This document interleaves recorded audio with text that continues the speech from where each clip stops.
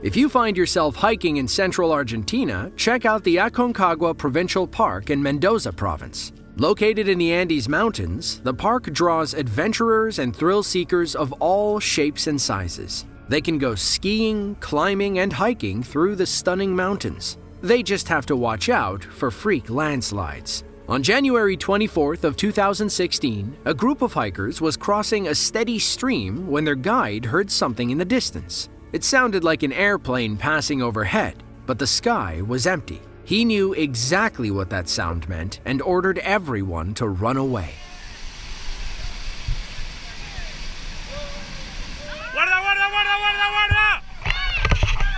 ¡Fuera, fuera, fuera, fuera! ¡Fuera!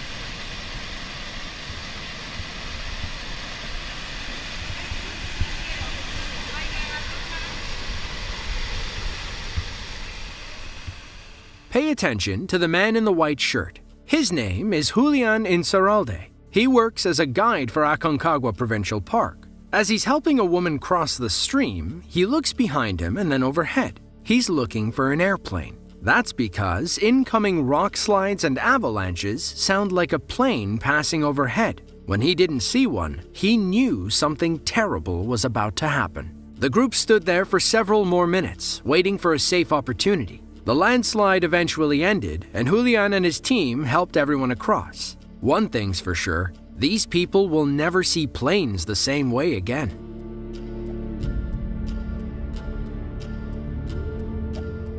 June of 2021 was a bad time to be a bridge in China. Heavy rainfall during the summer caused extensive flooding across the country. In Nanping, a prefecture-level city in Fujian province, water levels in the Mayang Creek allegedly rose to record levels. Floodwaters rushed downstream, leaving a pile of debris next to a steel bridge. Trees, planks, slats, branches, you name it. It was like a beaver dam full of junk pushing against the frame. The pressure kept building, and the bridge finally snapped.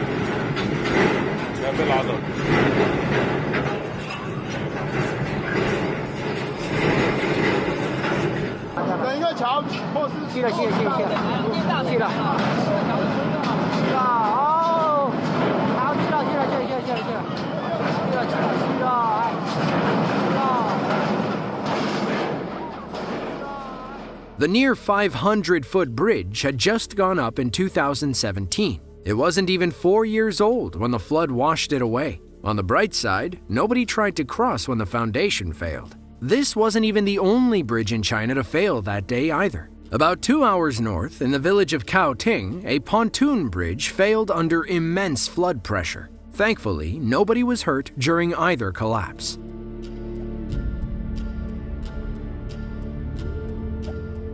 Mount Stromboli is one of 4 active volcanoes in Italy. It occupies its own island in the Tyrrhenian Sea off the north coast of Sicily. According to Greek mythology, it's home to the 3 Aeolos boys, sons of Helen, Poseidon, and Hippotes. To modern Italians, it's the lighthouse of the Mediterranean. The nickname is due to frequent nighttime eruptions that attract tourists from all around the world.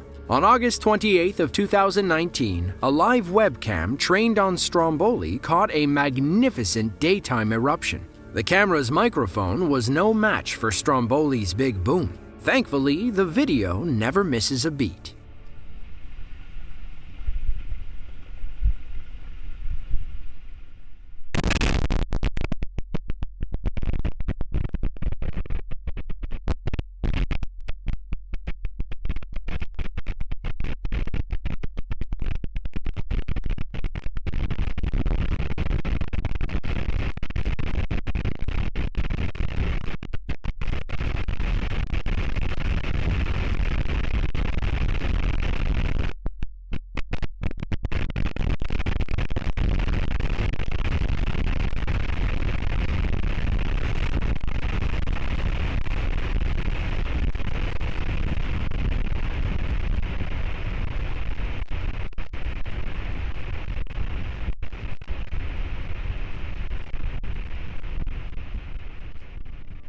During the tourist season, Stromboli usually experiences mild explosive activity. However, in the summer of 2019, the volcano had one of the most violent eruptive episodes in the last century. Two huge eruptions, one on July 3rd and the other on August 28th, caused volcanologists to pay close attention. They were worried about two island villages only a few miles from the active crater. Out of season, the villages have less than 500 residents and visitors. During the summer, that number shoots up to 5,000. Stromboli usually puts on a safe show, but you can never be too careful with active volcanoes.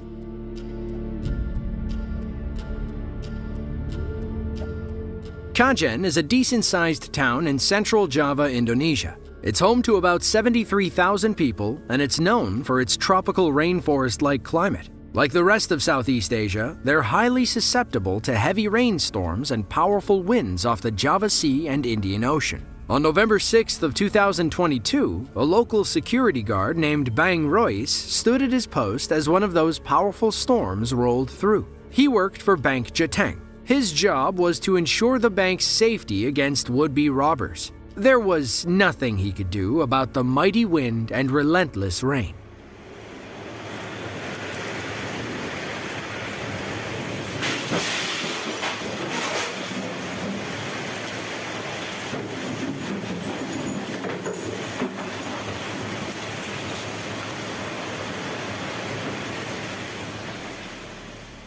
Bang said he was just standing there when the storm picked up out of nowhere. It lasted for 15 minutes before finally subsiding. He remembers the sky staying dark once the wind calmed down. According to reports, the extreme weather damaged hundreds of homes and offices. The wind knocked over several trees, which landed on people's cars and roofs. Thankfully, nobody got hurt by any falling debris. Many did lose electricity when the grid went down. They didn't get the power back online until later that night.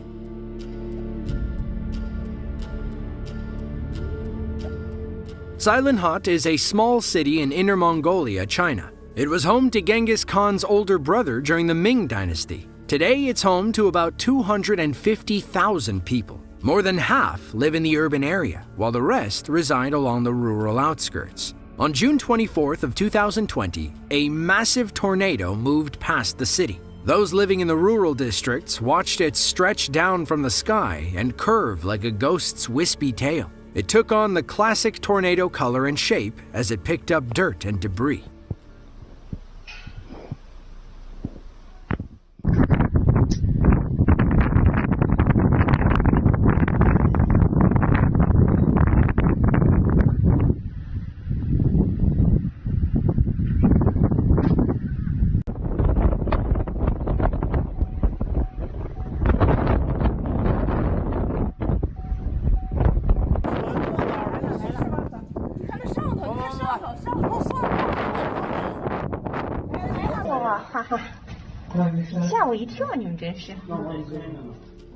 Look at how the tornado changes color and shape about halfway down. It can only pull dust so far up the column. From what we can find, the tornado didn't cause any injuries or much damage. It looks like it moved across the countryside and eventually petered out sometime later.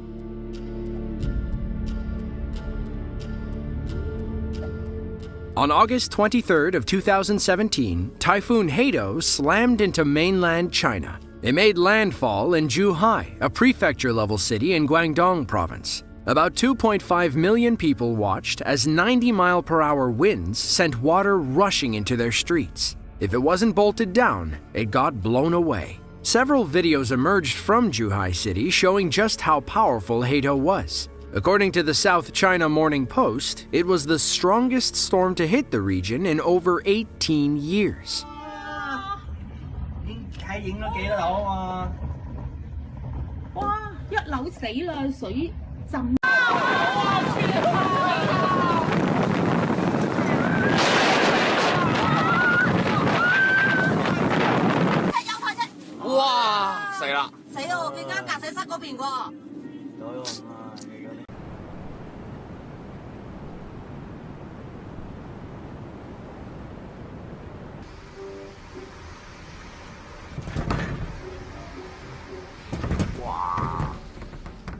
Zhuhai is a stone's throw away from Hong Kong. Both cities experienced severe damage thanks to Typhoon Hato. Hundreds of flights were cancelled, cars were up to their roofs in water, and low-lying areas were totally flooded. Skyscrapers usually light up the night sky in both cities. After Hato passed, though, everything went dark. At its peak, Typhoon Hato slammed into China with wind speeds topping 115 miles per hour. Several cranes blew off the sides of skyscrapers. As we see in the footage, it was enough to tip 18-wheelers like Tonka trucks. Once the storm subsided, people used canoes to navigate the flooded streets. In total, the storm caused about $6.4 billion worth of damage across southern China.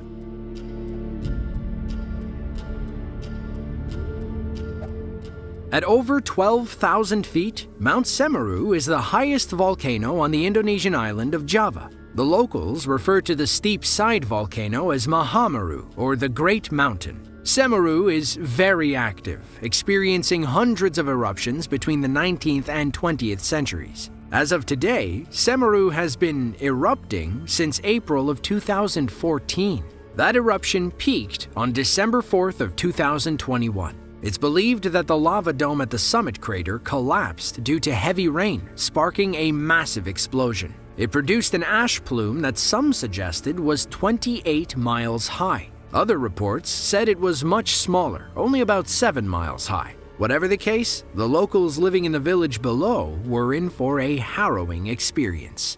Allahu Akbar. Allah. Astagfirullah. Allah, Allah, ya Allah. Lava ơi.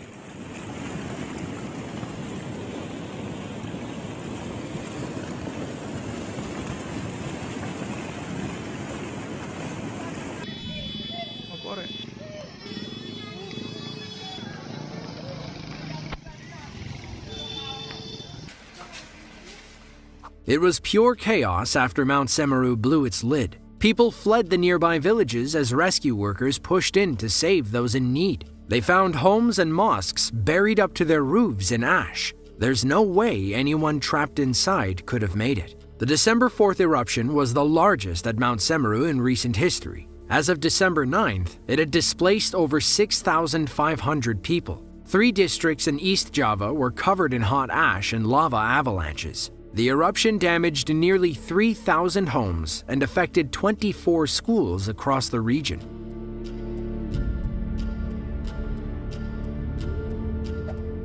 Lufeng is a coastal city in China, east of Hong Kong. It sits on the banks of the South China Sea, making them vulnerable to typhoons during the stormy season. On July 9th of 2015, the 10th named storm of the summer season slammed into coastal China. Even though Typhoon Linfa was only a tropical storm, a Category 1 typhoon at best, it still caused plenty of damage in Lufeng City. People struggled to stay on their feet, and loose objects got tossed around. Those who kept their footing were able to capture some stunning footage.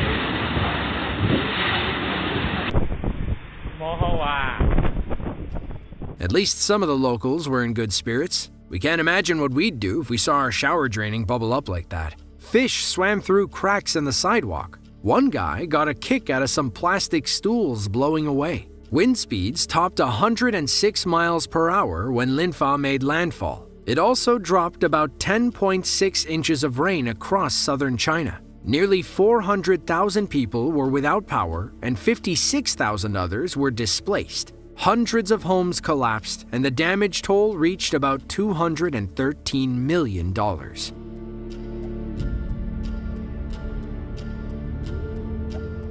In June of 2022, Montana Lieutenant Governor Kristen Juras declared a statewide disaster due to catastrophic flooding in Yellowstone National Park. Heavy rain battered the Yellowstone area. That, combined with melting snow, caused widespread flooding throughout the region. Several roads and bridges were destroyed, along with a few unfortunate houses.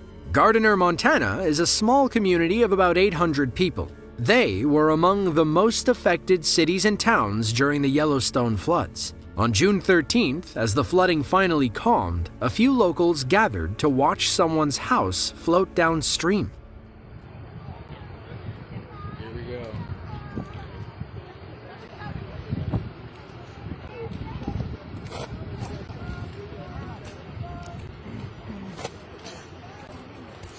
Gotta hit that top. He's gonna hit that bridge. Yes. Look at that insulation. Oh! Just floor. I figured it's gonna stop.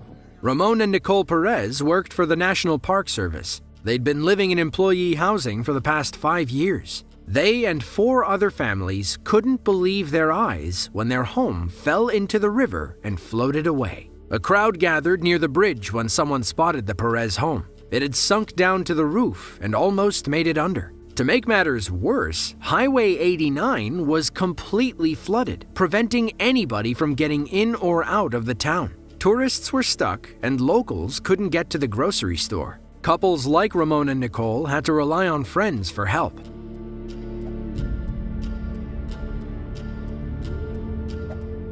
Camarines Norte is a province on Luzon, the largest island in the Philippines. It sits on the banks of the Philippine Sea, leaving them and the rest of the country exposed to powerful typhoons. On November 11th of 2020, the 10th storm that year wreaked havoc across the country. Typhoon Vamco made landfall around midnight as a Category 2 storm. Locals across Camarines Norte took shelter as 80-mile-per-hour winds whipped through their neighborhoods. One family decided to record the storm as it ripped apart the power lines outside.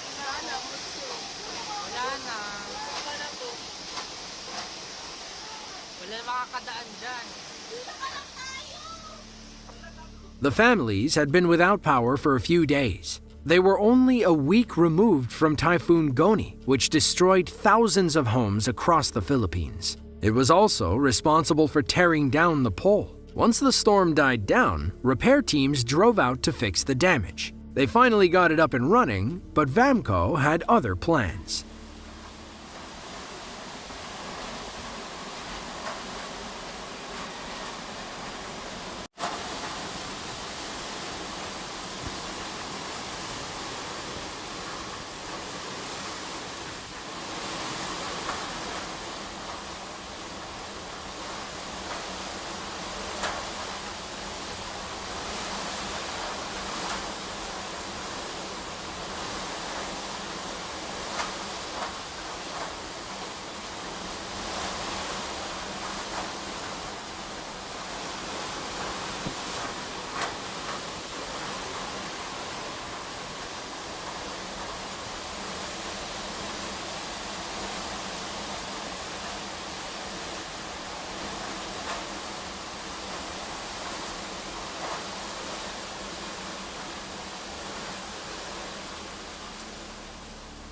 By midday on November 12th, hundreds of thousands of families throughout the city were left without power or internet. Many were stuck in their homes and unable to get food or supplies. In the end, Typhoons Vamco and Goni caused hundreds of millions of dollars in damage. They were among the costliest in Philippine history. If you enjoyed this video and want to see another, then be sure to click the link on screen now. As always, thanks for watching, and we'll catch you in the next one.